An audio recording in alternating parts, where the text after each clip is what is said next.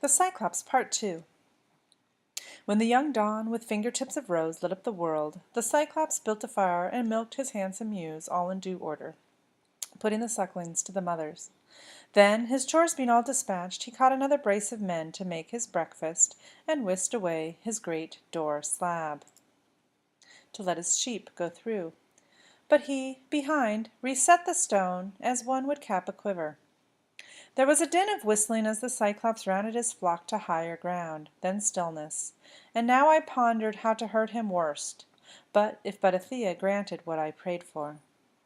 Here are the means I thought would serve my turn. A club or staff lay there along the fold, an olive tree felled green and left to season for Cyclops' hand, and it was like a mast, a lugger of 20 oars broad on the beam, a deep, sea-going craft might carry. So long, so big around it seemed. Now I chopped out a 6-foot section of this pole and set it down before my men, who scraped it, and when they had it smooth I hewed again to make a stake with pointed end. I held this in the fire's heart and turned it, toughening it, then hid it well back in the cavern under one of the dung piles, in profusion there. So, what does Odysseus plan to do? He makes a giant spear out of an olive branch. So I suppose he's going to try to kill or harm the Cyclops with this.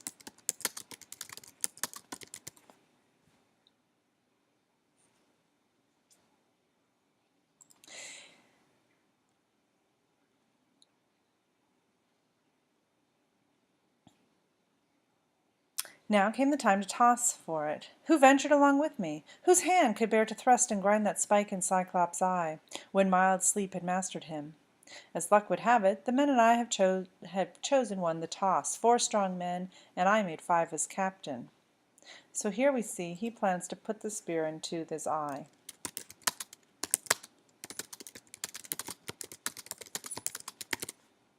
Remember, a Cyclops only has one eye. At evening came the shepherd with his flock, his woolly flock, the rams as well this time, entered the cave. By some sheep-herding whim, or a god's bidding, none were left outside. He hefted his great boulder into place, and sat him down to milk the bleating ewes in proper order, put the lambs to suck, and swiftly ran through all his evening chores. Then he caught 2 more men and feasted on them. My moment was at hand, and I went forward, holding an ivy bowl of my dark drink, looking up, saying, Cyclops, try some wine. Here's liquor to wash down your scraps of men. Taste it, and see the kind of drink we carried under our planks. I meant it for an offering, if you would help us home, but you are mad, unbearable, a bloody monster. After this, will any other traveler come to see you?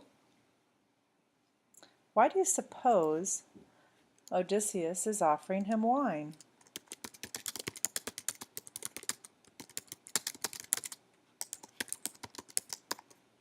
Think about it.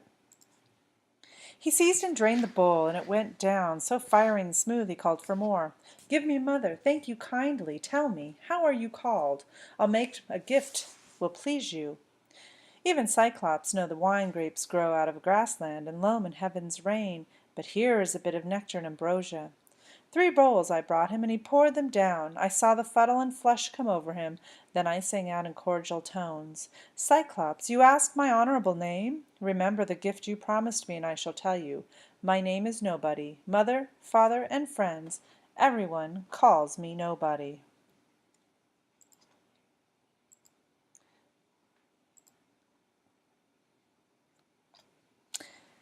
And he said, Nobody's my meat, then, after I eat his friends. Others come first. There's a noble gift now. Even as he spoke, he reeled and tumbled backward, his great head lolling to one side, and sleep took him like any creature. Drunk, hiccuping, he dribbled streams of liquor and bits of men. Now by the gods I drove my big hand spike deep in the embers, charring it again, and cheered my men along with battle talk to keep their courage up. No quitting now. The pike of olive Green though it had been, reddened and glowed as if about to catch. I drew it from the coals, and my four fellows gave me a hand, lugging it near the Cyclops, as more than natural force nerved them. Straight forward they sprinted, lifted it, and rammed it deep in his crater eye, and I leaned on it, turning it as a shipwright turns a drill in planking.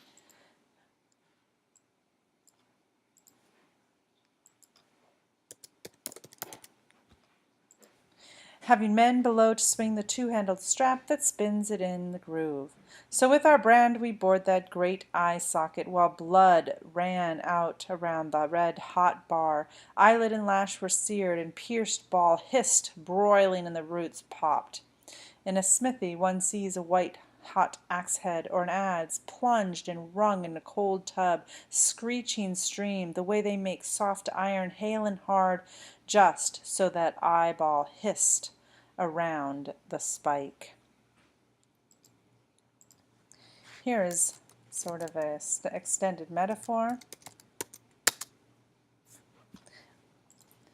Try to identify what this metaphor means.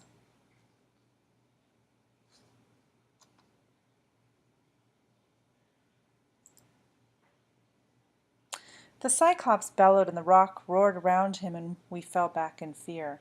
Clawing his face, he tugged the bloody spike out of his eye, threw it away, and his wild hands went groping. Then he set up a howl for Cyclops, who lived in caves on windy peaks near by. Some heard him, and they came by divers ways to clump around outside and call, "What ails you, Polyphemus? Why do you cry so sore in the starry night? You will not let us sleep. Sure, no man's driving off your flock. No man has tricked you or ruined you."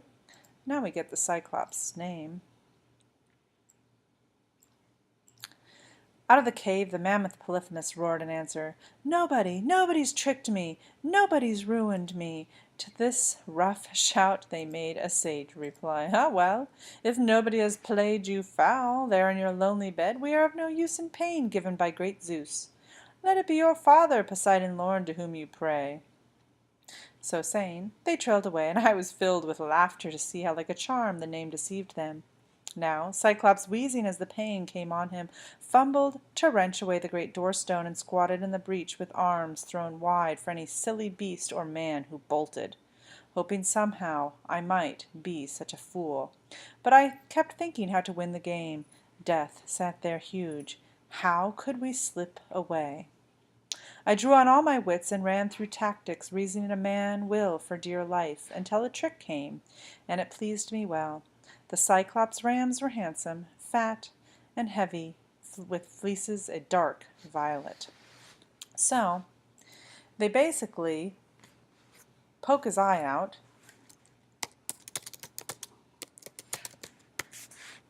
and the Cyclops calls out for help.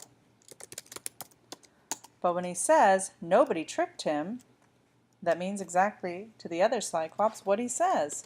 Nobody tricked me. In other words, I'm doing just fine. So then the Cyclops puts himself in the doorway so that Odysseus cannot escape.